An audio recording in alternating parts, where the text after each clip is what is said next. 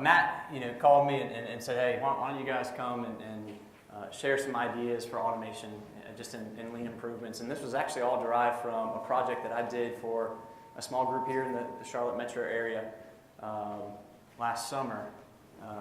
And so they are actually a supplier to a book manufacturer, book manufacturers.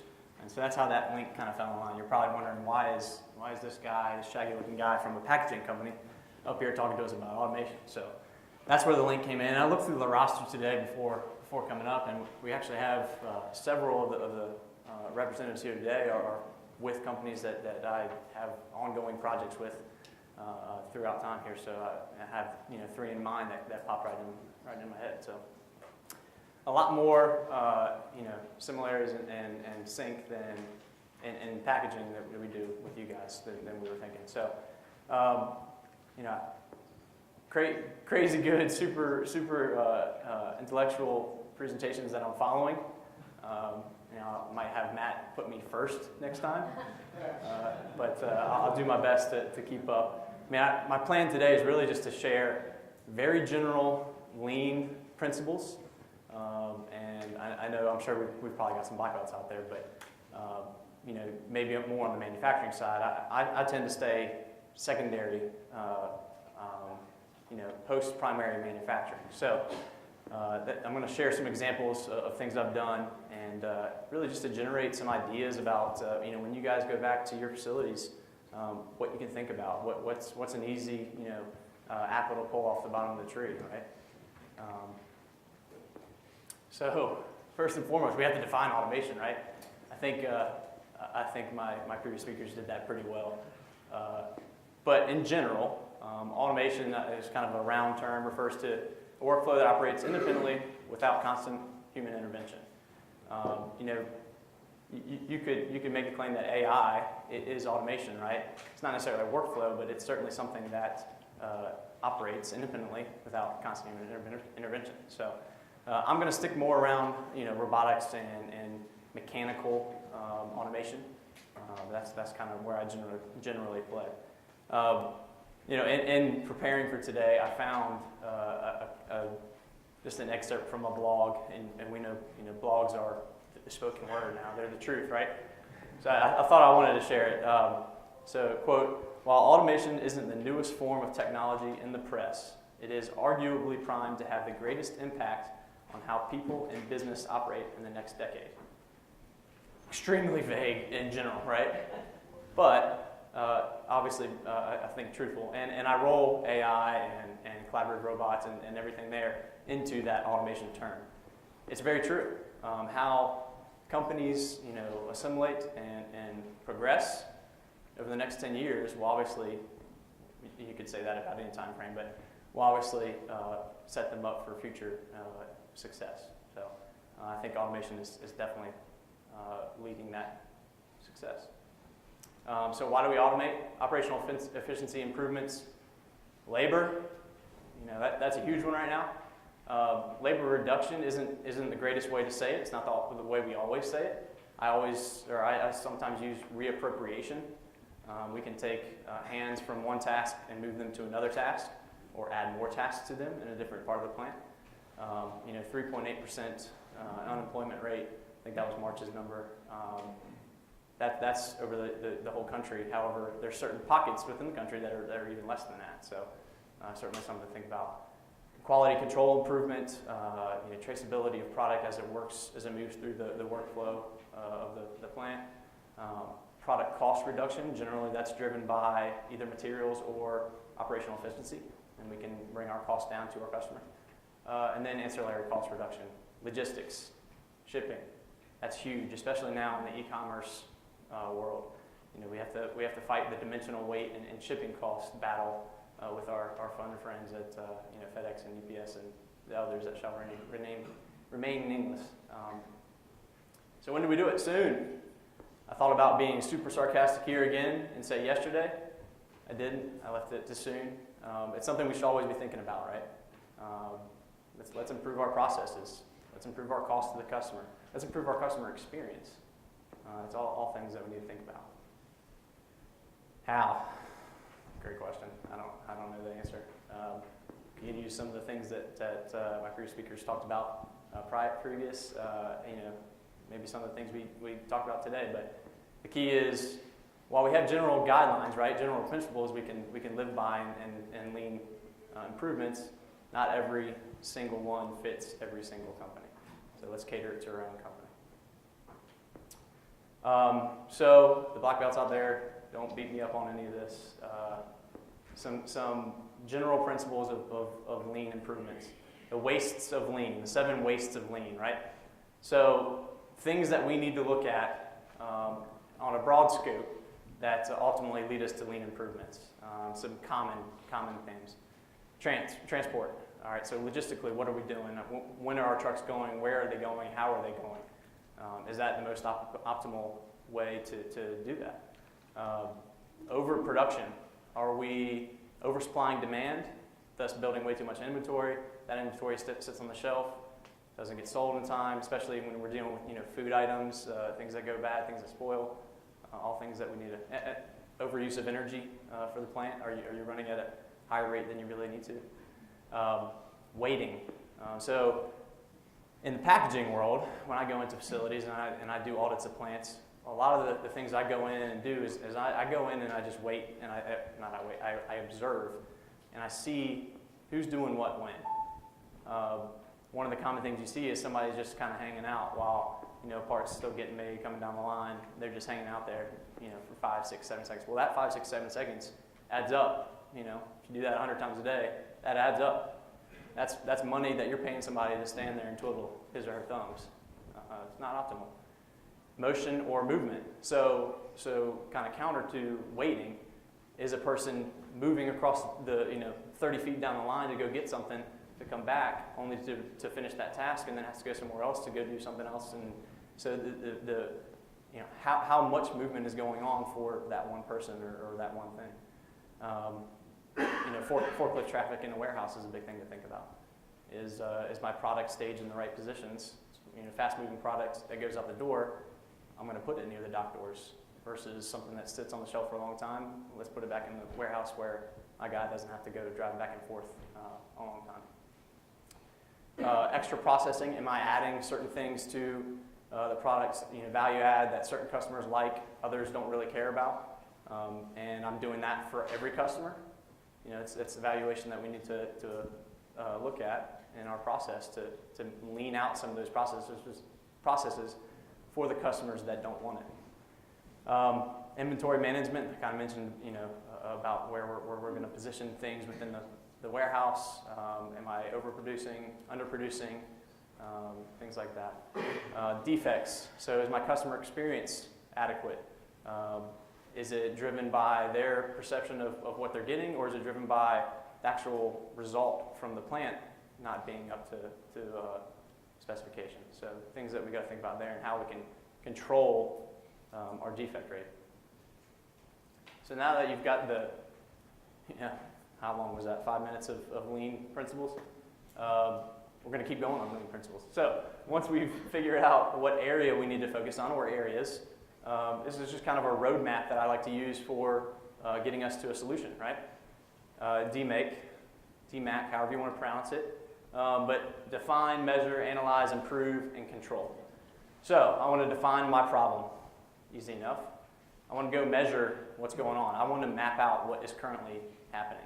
And that's what my part comes in when I go into a plant, is I literally sit there and observe and just watch. And I tend to do this and scratch my beard, which people are like, what are you thinking about? And I'm just watching, just observing.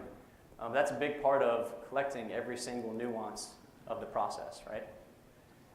Analyze. So now I'm going to go back and brainstorm about some other things that we can do to improve those processes and understand where those problems are generated from. What's occurring upstream that's creating this problem, or was there improperly written spec, or was there management problems that are leading to this lack of work or waiting?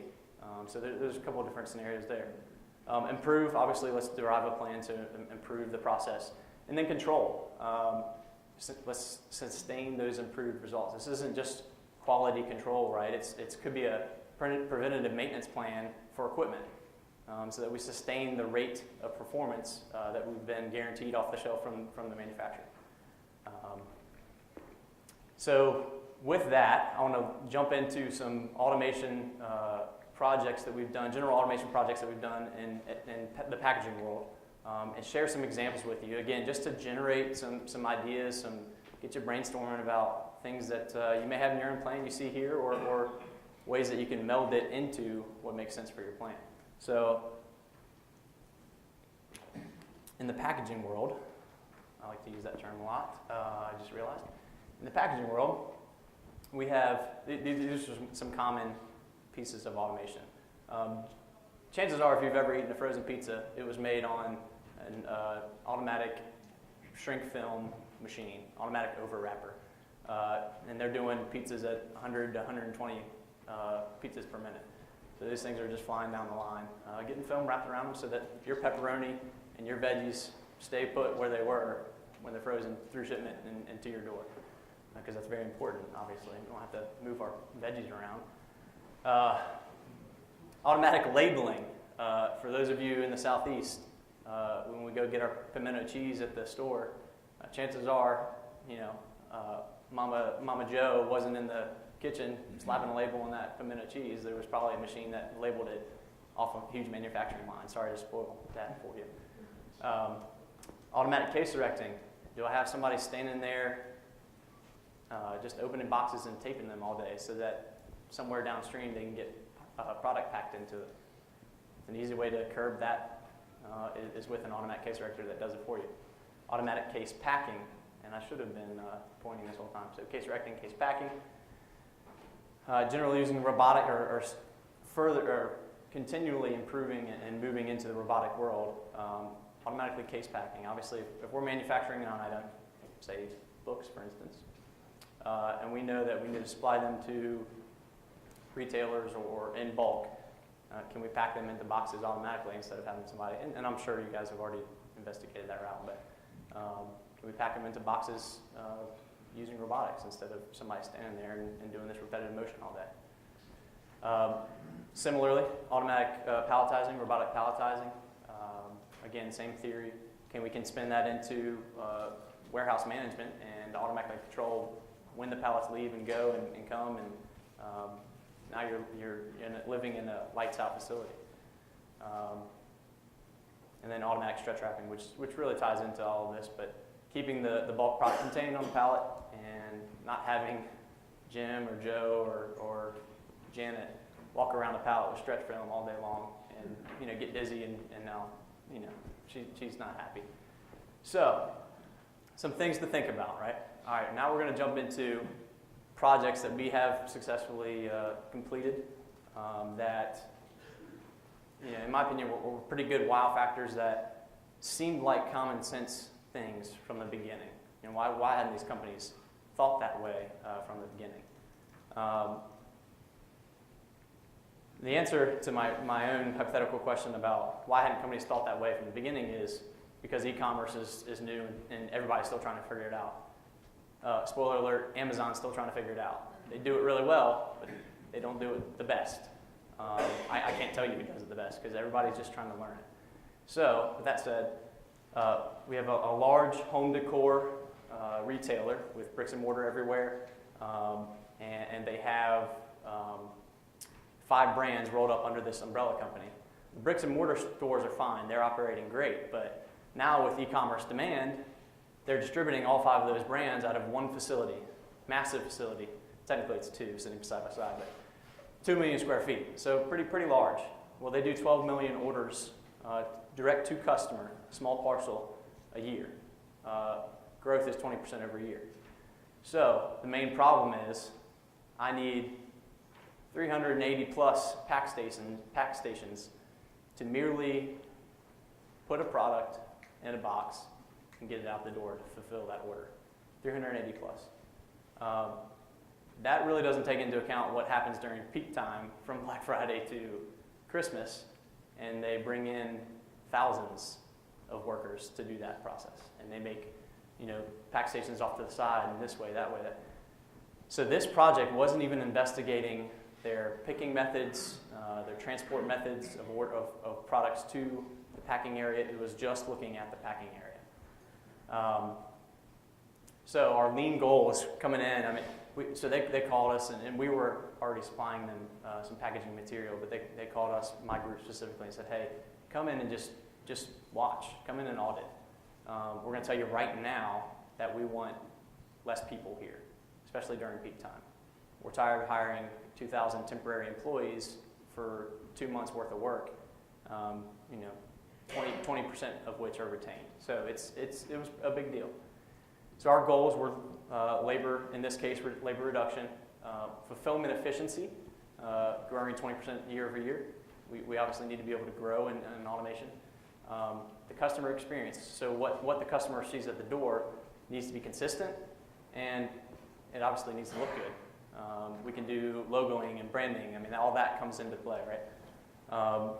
And then ultimately, shipping cost reduction. Is there a way that we can figure out how to reduce our shipping cost footprint? So those were our goals. This was their old facility layout. Sorry, I know it's an AutoCAD file, so it's black. I couldn't get the pretty version. But as you see, all these pack stations. And I'm not kidding. This area is 2 football fields worth of people in pack stations. It's big. The cool thing, which really is good for us and for the project scope, is that they had infrastructure there already for automatic sorting. So product was picked way over here somewhere, came in totes down, and then down these main trunk lines. It was sorted into these main trunk lines to the pack stations. So really the packers were just waiting on orders to come to them. And then they had outbound sorting and shipment after that. But as you can see, that's just a lot of people, right? So then think about all the material that has to be at every single one of those pack stations. I've got to have the right size boxes, the right tape, right void fill. The list goes on. It's a nightmare.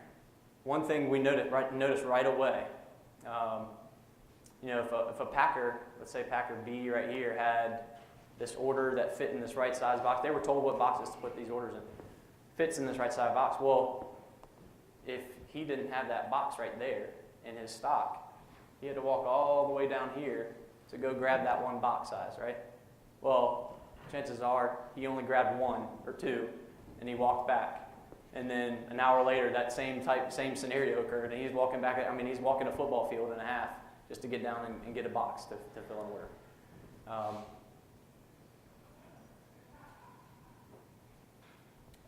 So here is a video of the equipment we decided to move them into. It's a little elementary. I did it on my iPhone, but it's basically the concept of we're going to supply the box to the worker. The worker's only filling the box, and then from there we're taking the box and we're closing it, and we're going to reduce the dimensions of that box to appropriately fit the products inside. So we're planning on shipping cost reduction on the backside. Whoops. Apparently my video is not going to play. Let's try that again.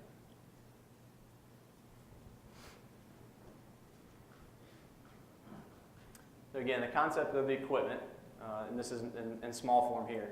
We're going to erect a tray, different tray size, they have different machine sizes. Erect a tray, and this machine is just churning trays out all day long. These trays then go to the pack stations, automatically conveyed to the pack stations. And Ken is not going to be standing there. Ken's going to be packing product into the trays at the pack stations. Again, this is small scale. And then we're going to introduce it into this machine that measures the product depth inside, so it knows how much void fill is remaining. We're going to fold the edges of the tray over and then lid the tray at the appropriate height. So now my box is only taking up the space that my product inside is allowing it to. It's not a much big oversized box like you guys see from, I'm sure you've gotten it from Amazon before. I hate to keep throwing these guys on the bus, but it's a USB drive and it's in a box this big with 30 pillows in it, right?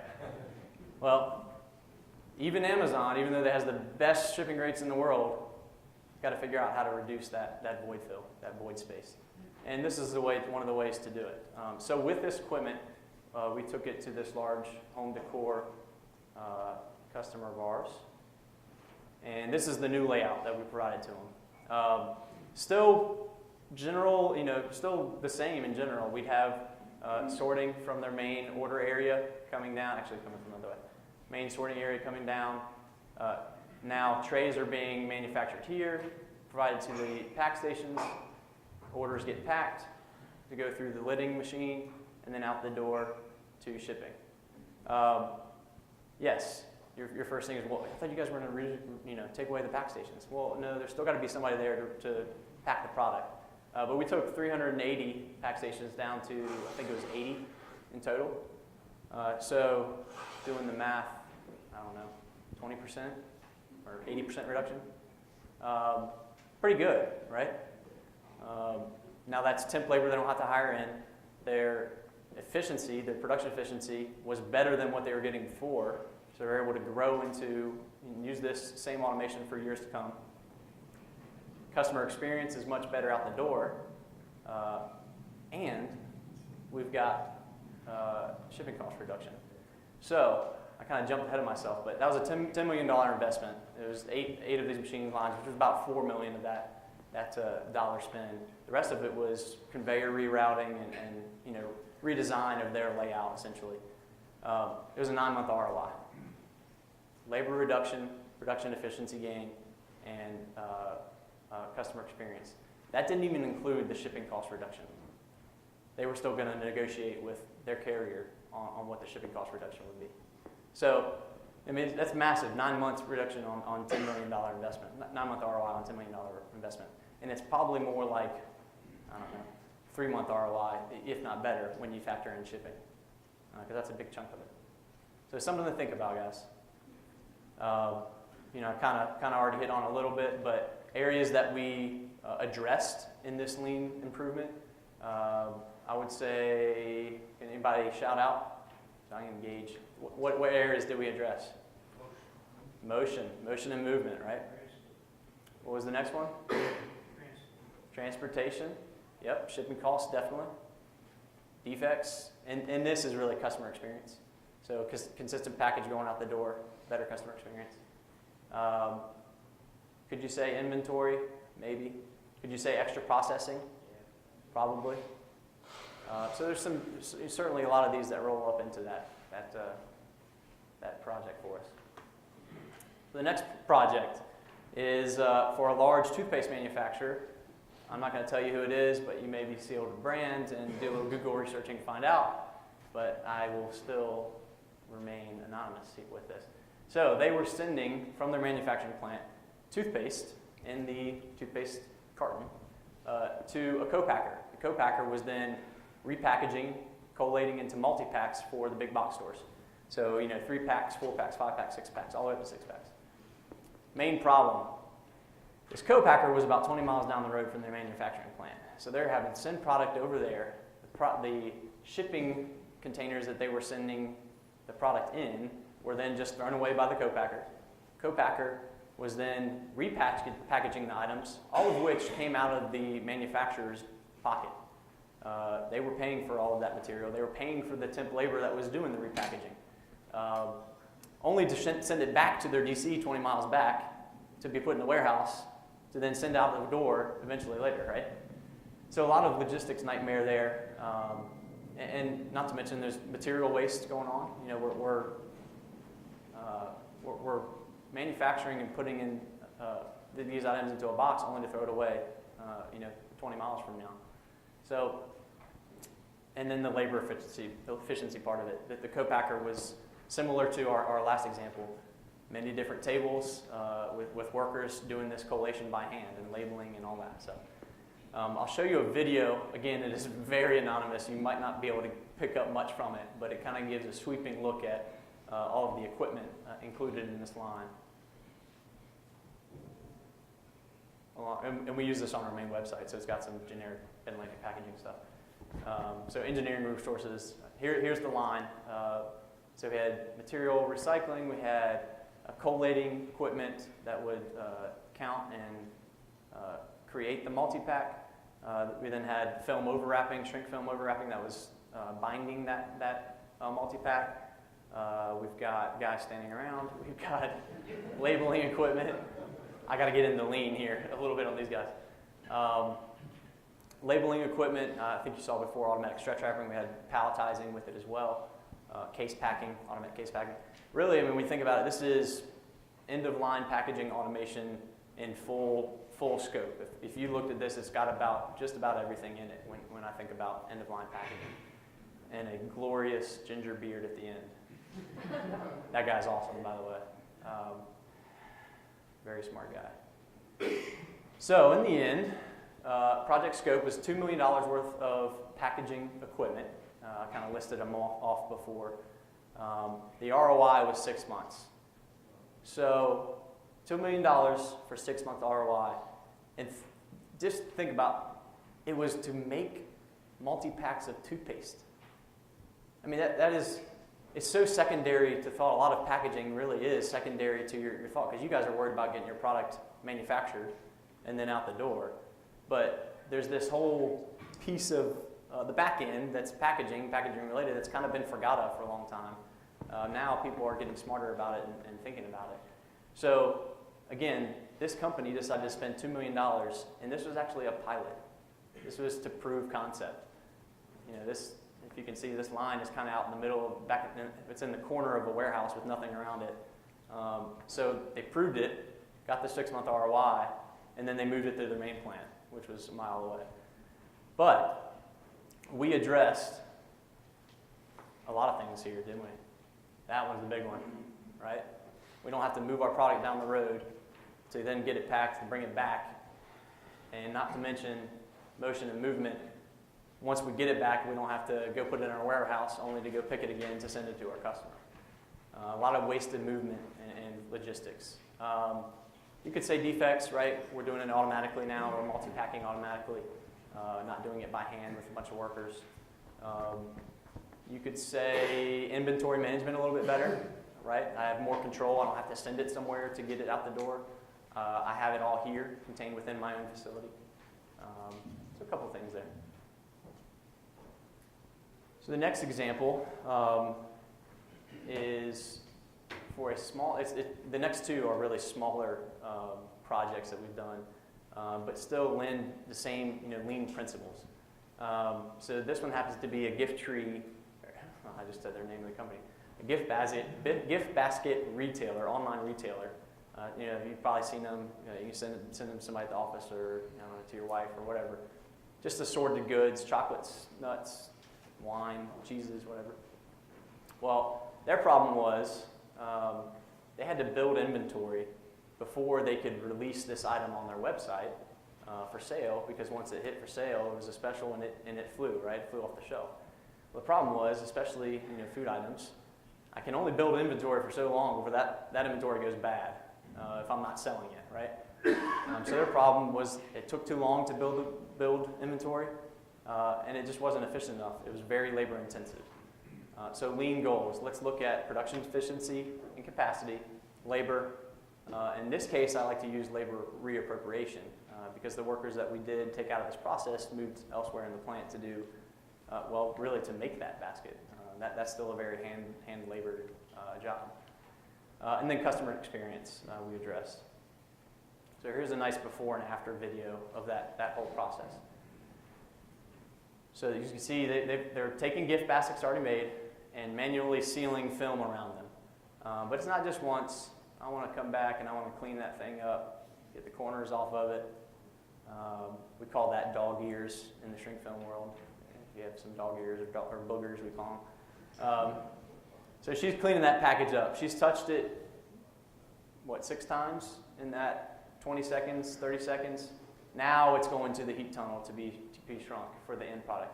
Well, with an automatic shrink machine, I can vary the film to give me better film machine operation, and I'm automatically sealing the film around the basket. That worker is only picking and placing. So she's moving basket to machine, basket to machine. As you can see, the process time is much faster, and the end product is as good, if not better, than what it started as. So we can take workers that were, I think they had 6 manual stations where they were sealing film. We can take those workers and move them to make baskets. So now we produce more baskets to send to the automatic shrink film machine, and now we can build inventory faster. We can put items for sale faster and get stuff out the door faster. So it's kind of a nice constant cycle.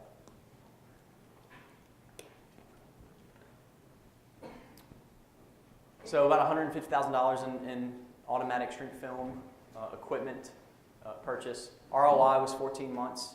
You know, ROI is a loose term in this regard because we did reappropriate workers. But for this task specifically, the fact that we were able to build inventory faster, get items for sale faster, it all came together. So let's look at anybody want to call out things they thought here for what we hit? No? Okay, I'll do it for you. Defects is a big one. Quality control, customer experience. A lot of that. Do we need to do that? No. Inventory. Whoops. Inventory was the other big one, right? Okay. Last example, and this is why I'm here today. We work with, a local Charlotte area. I think 2 of them are here today. A Charlotte area company that is a supplier to bookbinders. This was a little bit smaller project, but certainly a lean improvement. The main problem is I don't know if anybody has handled glue blocks before, but they're pretty heavy, 50 to 75 pounds. So it's intensive labor, and they wanted to look at production tracking. They were doing things by hand still at this point. So our lean goals are quality control, production efficiency, ergonomics, safety for the worker, and labor improvement. This was their layout prior to us getting there. Really, the reason I came in was they just wanted to replace all the equipment for new equipment. Then we started thinking about brainstorming, well, can we do this process a little better? So they just had case packing by hand, flipping 50-pound blocks of glue all day. Gets pretty tiresome. Putting it into a box, sealing it, weighing it, printing that weight and other product information on the box, and then palletizing again by hand, throwing 50-pound blocks onto a pallet gets pretty laborious. There it was weighed on a scale, and then it was moved to the stretch wrapper 2 feet away to get stretch wrapped, and then it was moved to the warehouse to wait for inventory. So the new layout we thought up, obviously replacing all the equipment.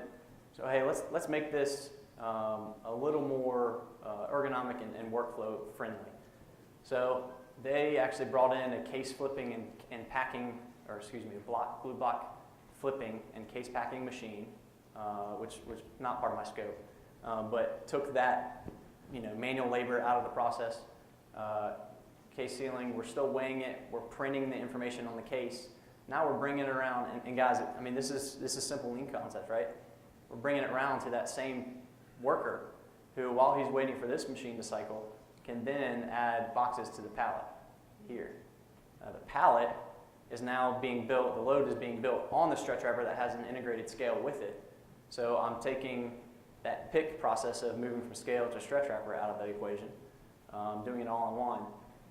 And governing this entire process was a tracking system that tracked every box that went through, automatically dumped that information of production for that run into their network, and so that they can go back and recount, let's say 6 months from now, if the customer gets, they think they've been shorted on glue, we can go back and actually verify, no, this is what went out the door. So again, about a $75,000 investment in packaging equipment. ROI is 24 months. I think we're coming up on 24 here soon. Lean success, I would say quality control, tracking, production efficiency, definitely ergonomics, and labor. Looking back at our roadmap here for lean waste, motion and movement, ergonomics isn't really in there, but that's about where it is. You could say inventory because of our tracking abilities now. Anything else anybody can think of? Derive? No? Okay. Well, with that, I'm done. You guys can go to lunch. Do you have any questions or anything? No? Again, just general ideas. Good. A couple of examples we reconfigured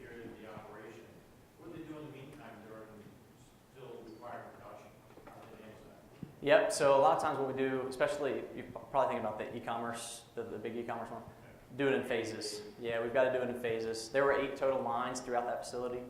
So we kind of did 2, 2, 2, 2. So they were still, and we do it in non-peak times. That's the other key. You know, we gotta. It's a very inclusive process of when we plan those installations, so as not to disrupt common movement. I have a question.